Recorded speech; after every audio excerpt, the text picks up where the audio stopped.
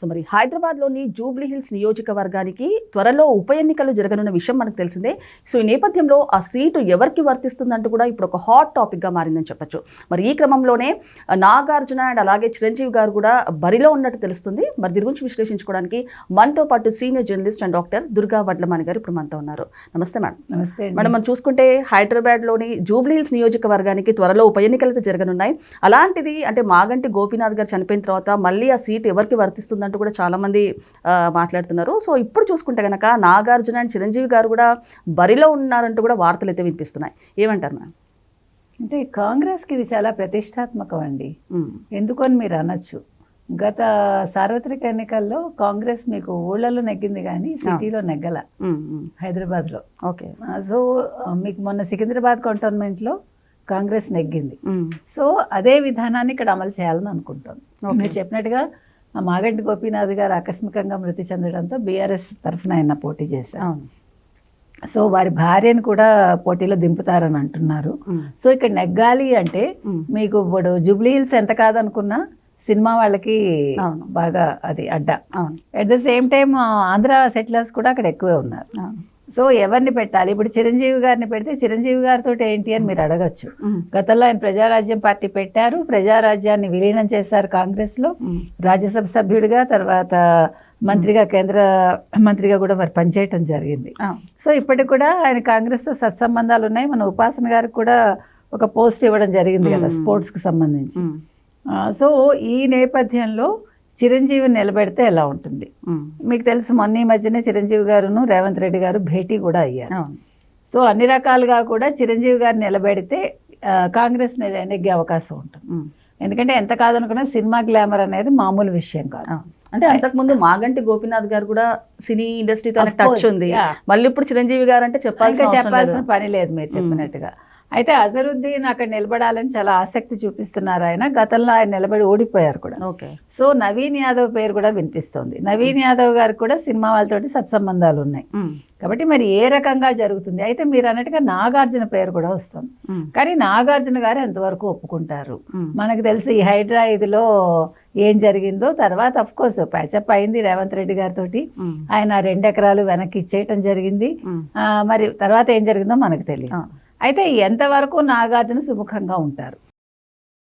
ఇప్పుడు చిరంజీవి గారు నిల్చున్నారు అనుకోండి, తప్పులేదు. చిరంజీవి గారు నెగ్గితే ఎలాగ కాంగ్రెస్తో వారికి మంచి సత్సంబంధాలు ఉన్నాయి కాబట్టి ఏం సమస్య ఉండదు. అన్ని రకాలుగా వారు నెగ్గడం కూడా అప్పుడు కొంచెం ఈజీ అవుతుంది. మరి నాగార్జునకి అంత మంచి పేరు ఉందా అంటే, మంచి పేరు అంటే వేరే రకంగా కాదు, పొలిటికల్గా మనం మాట్లాడుతున్నాం. ఎందుకంటే ఎన్టీఆర్ గారి కుటుంబం వేరు, నాగేశ్వరరావు గారి కుటుంబం వేరు కదా. ఇప్పుడు నాగేశ్వరరావు గారు ఇక్కడ ఒక స్టూడియో కట్టారు, అన్నపూర్ణ స్టూడియో, మీకు అవన్నీ తెలుసు. సో అన్నపూర్ణ స్టూడియో కట్టి వారు ఇక్కడ సినిమా ఇండస్ట్రీని ఇక్కడ తీసుకురావటంలో వారు ప్రముఖ పాత్ర వహించారు. కాకపోతే ఏంటంటే ఎన్టీ రామారావు గారి చరిష్మా వేరు. అప్పట్లో వారు పార్టీ పెట్టడం, తర్వాత తెలుగుదేశం పార్టీ పెట్టి ఆయన నెగ్గడం, తర్వాత అంతా మన అందరికీ తెలిసినది. ఈ 43 సంవత్సరాలు అయినా కూడా ఇంకా తెలుగుదేశం పార్టీ చెక్కు చెదరకుండా ఉంది. చంద్రబాబు నాయుడు గారు గత 30 ఏళ్ళుగా పార్టీని నడిపిస్తున్నారు. ఇవన్నీ అందరికీ తెలిసిన విషయాలు. అయితే మరి ఎంతవరకు నాగార్జున గారు కాంగ్రెస్ తోటి సత్సంబంధాలు ఉంటాయి, ఉంచుకుంటారు అంటే వారికి ఇష్టం ఉండాలి కదా. ఇప్పుడు పిలవగానే ఎవరు పడితే వాళ్ళు వెళ్ళలేరు కదండి. కాబట్టి ఆ పార్టీతో ఉండే మంచి చెడులు చూసుకోవాలి. ఆయన ఒకవేళ నిజంగా నిలబెడితే ఎంతవరకు నెగ్గుతారనేది చాలా ముఖ్యం. ఇప్పుడు చిరంజీవి గారికి నల్లేరు మీద నడక అయ్యే అవకాశం ఉన్నట్టుగా వారికి ఉందా లేదా అని. ఇంకొకటి, చిరంజీవి గారికి రాజకీయాల్లో టచ్ ఉంది మీరు అన్నట్టు. టచ్ ఉంది. నాగార్జున గారికి ఇండస్ట్రీ తప్పితే పొలిటికల్ టచ్. నాగార్జునకి మంచి ఫ్యాన్ ఫాలోయింగ్ అవన్నీ ఉన్నాయి, అవన్నీ ఓకే. కానీ అదర్వైజ్ రాజకీయంగా వారికి ఎంతవరకు సక్సెస్ అవుతారు అనేది. ఒకవేళ నిల్చుని సక్సెస్ అయ్యారనుకోండి, అప్పుడు ఇందులో కూడా ప్రూవ్ చేసుకోవచ్చు. అంటే మీకు ఆ మధ్య కాలంలో చూసుకుంటే నాగార్జున గారి ఫ్యామిలీలో అన్ని నెగిటివ్స్ ఉన్నాయి. ఆ నెగిటివ్స్ ఒక్కొక్కటిగా పోయి 2 కొడుకులకి పెళ్లిళ్ళు అయ్యాయి చక్కగా. ఈయన సినిమా హిట్ అయింది నాగార్జున ఆ మధ్యన. మళ్ళీ ఇప్పుడు ఒక సినిమా కూడా బాగానే ఉందని టాక్ వచ్చింది, అదేంటి కూలీ 2. అంటే మళ్ళీ ఒక మంచి దశకు వచ్చింది. ఇప్పుడు ప్రతి మనిషికి కూడా ఒక మంచి చెడు అనేది లైఫ్ లో వస్తుంది. Ups and downs. So ups and downs అవి సహజం. అవి చాలా పీక్ లో ఉండే నాగార్జున గారు ఫ్యామిలీ పరంగా కావచ్చు, సినిమాల పరంగా కొడుకులు అందరూ కూడా కొంచెం ఇబ్బందులు ఎదుర్కొన్నారు. మళ్ళీ అవన్నీ దాటేసి ఈరోజు మళ్ళీ కొంచెం యథాతథ స్థితికి వాళ్ళు వస్తున్నారు. ఈ నేపథ్యంలో రాజకీయాల్లోకి వస్తే ఎంతవరకు సక్సెస్ అవుతారు అవన్నీ కూడా ఆయన బేరీ చేసుకోవాలి. వేసుకున్నాక ఆయన ఒప్పుకుంటారా లేదా, ఇప్పుడు చిరంజీవి గారికి ఉన్నంత ఈజీ ఉంటుందా రాజకీయాల్లో, అది చూసుకోవాలి.